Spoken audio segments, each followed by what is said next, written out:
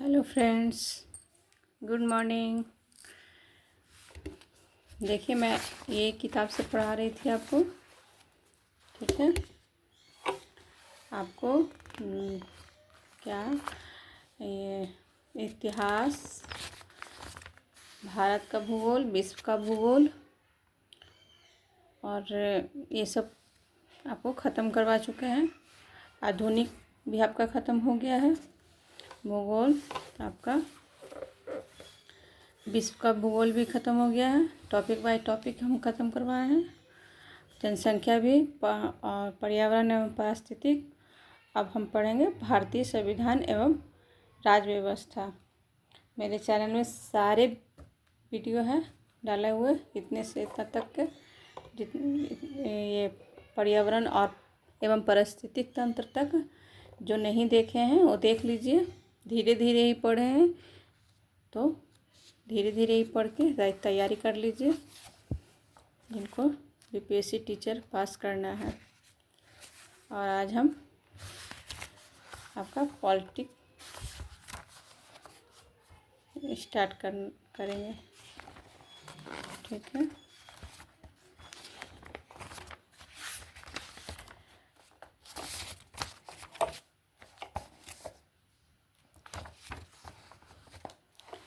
देखिए आपका भारतीय संविधान एवं राज्य व्यवस्था। इससे बहुत सारे क्वेश्चन आते हैं यूपीएससी टीचर में, तो इसीलिए ध्यान से सुनिए और देखिए।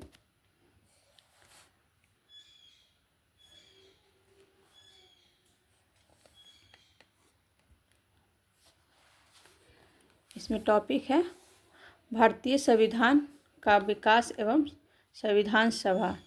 ठीक है, आपका पहला क्वेश्चन है, हिंदी भारत के संघ की राजभाषा होगी, ऐसा संविधान निमंत्रित सभा की किस समिति द्वारा सितंबर 1949 में निर्णित कर दिया गया। ठीक है, आपका ऑप्शन देख रहे हैं, सी है तो प्रारूप समिति द्वारा। किसके द्वारा? प्रारूप समिति द्वारा। तो इसका डिटेल देख लीजिए।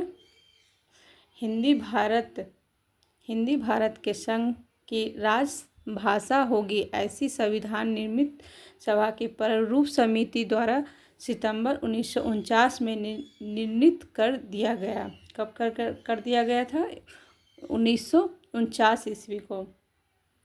किसके द्वारा? प्रारूप समिति द्वारा। ये हमेशा क्वेश्चन पूछता है, ये आप याद रखिएगा। कब किया था?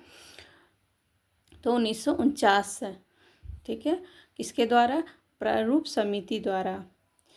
और अगला क्वेश्चन है, इनमें से कौन कैबिनेट मिशन के सदस्य नहीं थे? कैबिनेट मिशन के सदस्य नहीं थे तो पी लॉरेंस और ए बी अलेक्जेंडर ये सब थे, और सी जे एंड्रयू नहीं थे। ठीक है, तो उसका डिटेल देख लीजिए, कौन कौन थे कौन कौन नहीं थे। इसमें सारे होंगे दिए गए विकल्प में। एंड्रू कैबिनेट मिशन के सदस्य नहीं थे।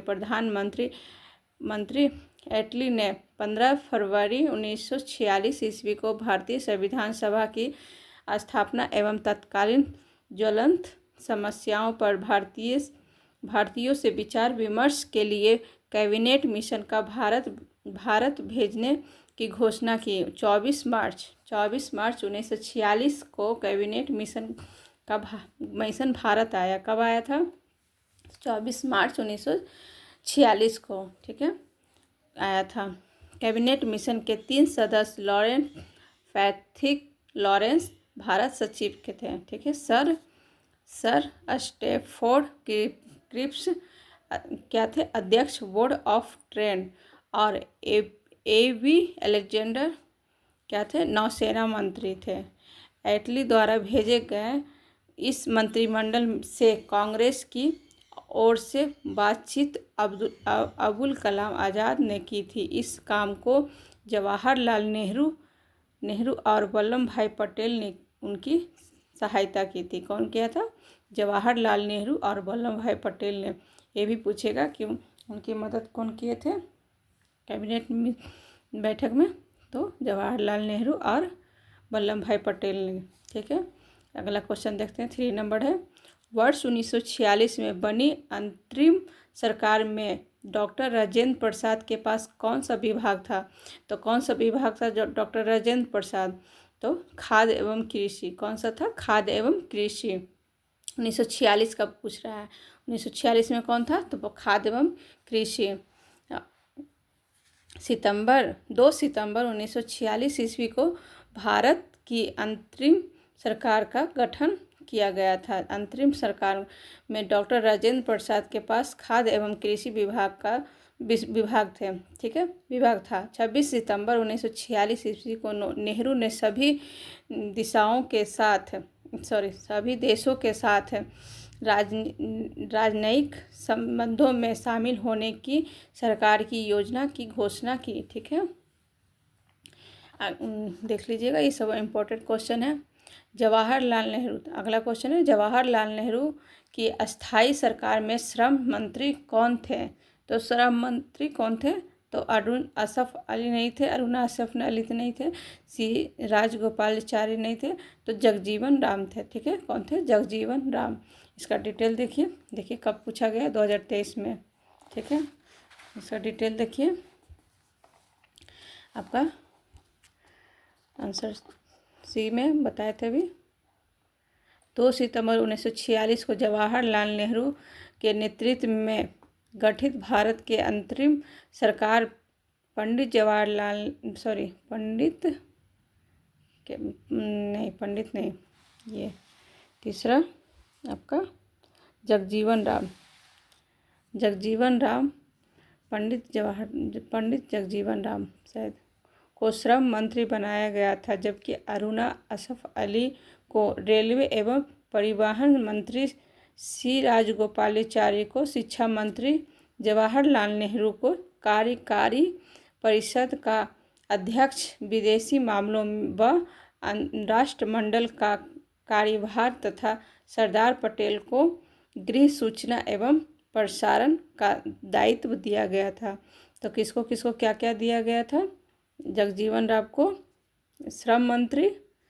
ठीक है, और उसके पहले हम पढ़े थे खाद्य और कृषि में डॉक्टर राजेंद्र प्रसाद, और जबकि अरुणा असफ अली रेलवे एवं परिवहन मंत्री। कौन थे? अरुणा असफ अली रेलवे में परिवहन मंत्री, राजगोपालाचारी शिक्षा मंत्री, जवाहरलाल नेहरू कार्यकारी परिषद का उपाध्यक्ष थे विदेशी मामले में। ठीक है, देख लीजिएगा, सरदार वल्लभ भाई पटेल को गृह, सूचना एवं प्रसारण दायित्व था। ठीक है, अगला क्वेश्चन है 5 नंबर। केवल संविधान सभा के क्या है कार्यों के चुनाव में भाग लेने वाले भारत की वयस्क आबादी के मतदाताओं का प्रभावी प्रतिशत क्या था? तो क्या था? तो 10 से 15% था। कितना था? 10 से 15%। तो आपका डिटेल देखिए, भारतीय संविधान सभा के सदस्यों के चुनाव में भाग लेने वाले भारत के वयस्क आबादी मतदाताओं का प्रभावी प्रतिशत 10 से 15% था। भारतीय संविधान सभा की प्रथम बैठक 9 दिसंबर 1946 को नई दिल्ली में अस्थायी अध्यक्ष डॉक्टर सच्चिदानंद सिन्हा की अध्यक्षता में संपन्न हुई। 11 दिसंबर को डॉक्टर राजेंद्र प्रसाद को संविधान सभा का अस्थायी अध्यक्ष चुना गया। VN राव को संवैधानिक सलाहकार नियुक्त किया गया था। तो क्या था? नियुक्त किया गया था। ठीक है, आपका आज का वीडियो हम ज़्यादा देर का नहीं बनाएंगे, क्योंकि ज़्यादा देर का वीडियो रहता है तो आप लोग नहीं देख पाते हैं। छोटा छोटा वीडियो बनाएंगे। अगला टॉपिक है भारतीय संविधान की उद्देशिका, संघ एवं राज्य क्षेत्र, भारतीय संविधान क्षेत्र के स्रोत, अनुच्छेद, अनुसूची एवं नागरिकता। ठीक है, तो 6ठा नंबर क्वेश्चन है, भारत ने एक मजबूत केंद्र के साथ संघीय प्रणाली का विचार उधार लिया था। तो कनाडा से। कहाँ से लिया था विचार? संघीय प्रणाली का कहाँ से लिया था? कनाडा से। ठीक है, तो देखिए इसका डिटेल। भारत ने एक मजबूत केंद्र के साथ संघीय प्रणाली का विचार कनाडा से प्रेरित है। इसके अलावा अविष्ट शक्तियाँ राज्यपालों की नियुक्ति, सर्वोच्च न्यायालय के सलाहकार, क्षेत्र अधिकार इत्यादि प्रेरित है। ठीक है, अगला क्वेश्चन है, भारत के संविधान की प्रस्तावना प्रस्तावना न्याय की गारंटी देती है। इसका तात्पर्य है कि भारत अपने जनमानस को अनुमति देता है। तो क्या देता है? अनुमति देता है। तो किसके विचार से देता है?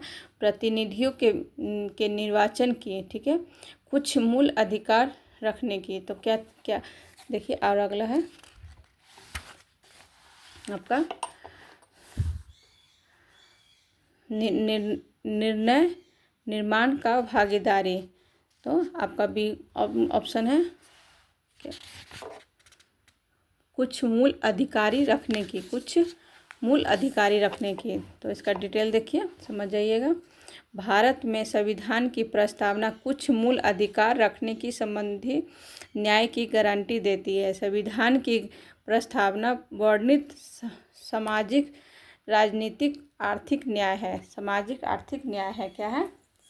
सामाजिक आर्थिक न्याय है।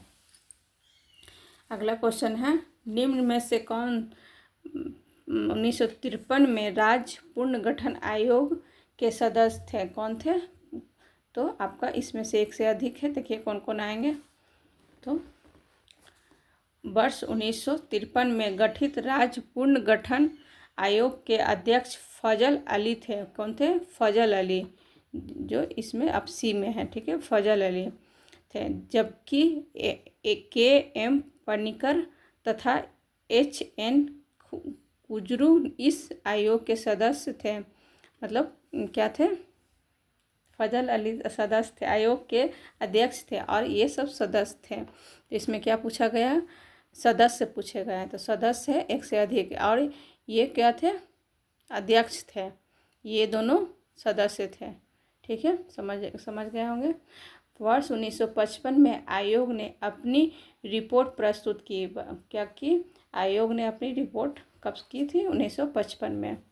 अगला क्वेश्चन है, भारत के संविधान का अनुच्छेद एक देश को बनाता है। भारत के संविधान का अनुच्छेद एक देश को बनाता है। तो देखिए आपका एक संघ से, ठीक है, भारत के संविधान का अनुच्छेद एक में क्या आता है? एक संघ। एक में क्या आता है? एक संघ। ठीक है, डिटेल में देखिए। भारत के संविधान का अनुच्छेद एक में कहा गया है कि भारत राज्यों का संघ है। यह संविधान की पहली अनुसूची में निर्दिष्ट केंद्र राज्य, केंद्र शासित प्रदेश और अनधिकृत अनधिकृत क्षेत्रों का समावेशन होगा। इस समावेशन के भाग एक में उल्लेखित किया गया है। तो भाग एक में ही उल्लेखित किया गया है। अगला क्वेश्चन है, इस वीडियो का ये लास्ट क्वेश्चन है। ठीक है, ज़्यादा बड़ा वीडियो नहीं बनाएंगे, आप लोग देखते नहीं हैं सही से।